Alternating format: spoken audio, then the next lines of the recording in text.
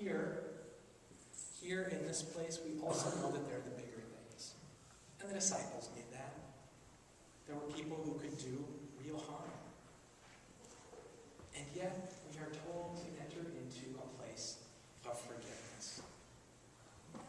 Now, I don't know about you, but I think of church in this place and the ways that we are called to be in relationship with one another.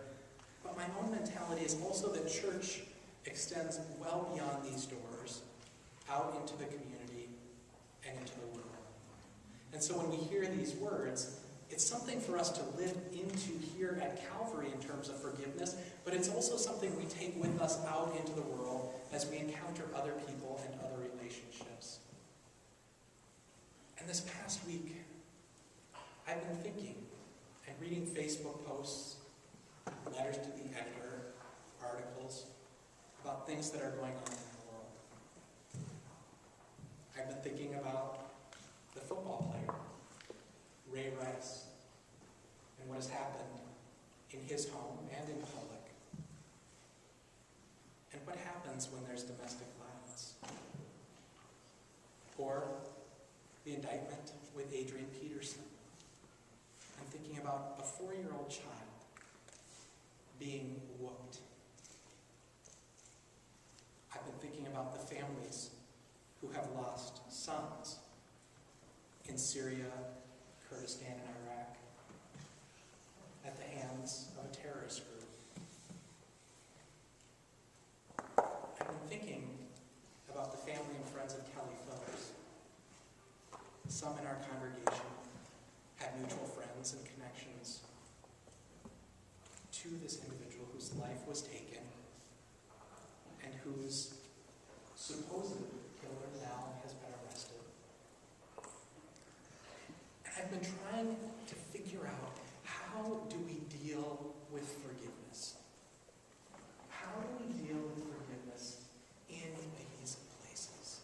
And I will own, it's really hard. Every time I think about these things, I get a knot in my stomach. Every time I watch the news with report after report, I can't help but shake my head and feel frustrated. But I know at the end of the day that I cannot be the judge. That at this font, what has happened is there is one who has washed over me and said, you know, that 1, 2, 3, 10, 100,000 things that you've done wrong in the last day or 2 or 3, they're erased. That in mercy, I have met you and claimed you. So that you can walk out those doors and not be harsh or cruel, but walk out those doors with a sense of generosity towards others. A spirit of forgiveness that, though not perfect, allows you to rest fully in God. But to return to that other point, we don't forget. We don't forget the damage or the harm. We don't forget the challenges that exist. We don't let our guard down and be naive as people of faith, as good Christians. But we dwell in the sense of God's forgiveness for us that now informs how we might forgive others. Imperfect as we are, faulted though we may be, we open ourselves up.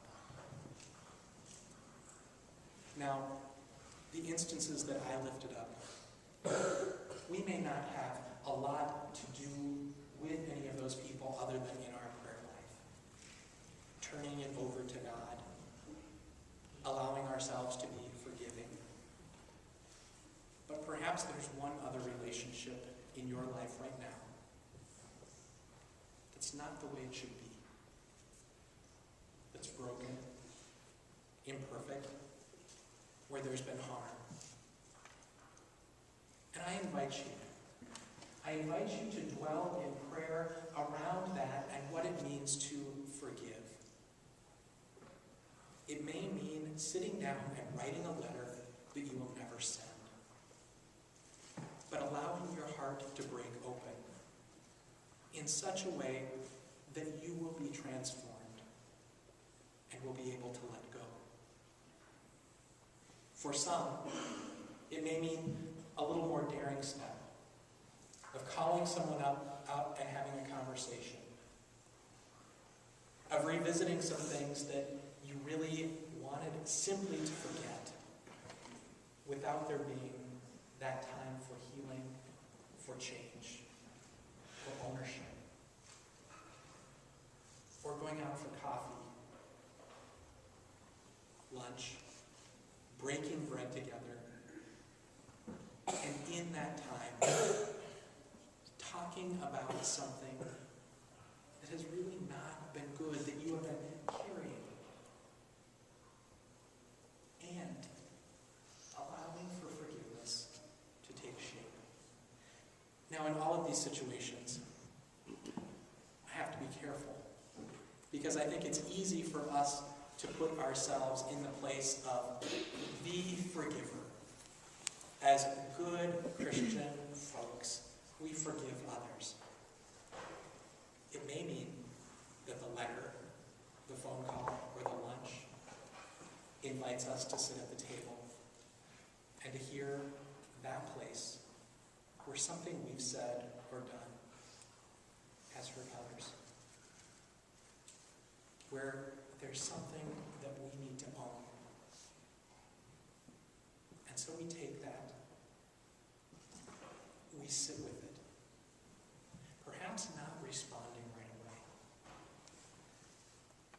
And we allow for ourselves to experience what it means to hear those words of indictment,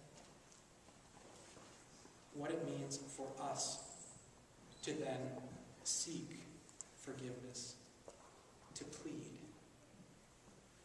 Now, that word is used twice in the gospel text today. Of the servants, the slaves, pleading. It's not something we often do today, getting down on our hands and knees, beating our chests, pulling at our hair. But it's not necessarily a bad thing to say, I am really sorry. First off, whether you knew you did it or not. In our confession of forgiveness, we lift up those sins that we know and that are unknown. And we allow ourselves to take that ownership and to allow for a new relationship to transpire. We can be and are on both sides of this. The sainted and the forgiving, the sinful, the broken, the indicted.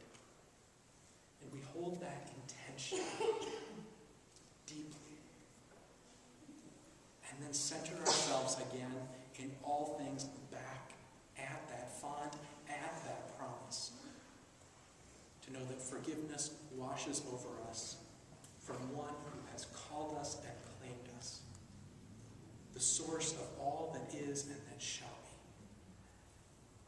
be, the God who dwells on the mercy seat, allowing mercy to be poured out for the people. Thanks be to God this day and always.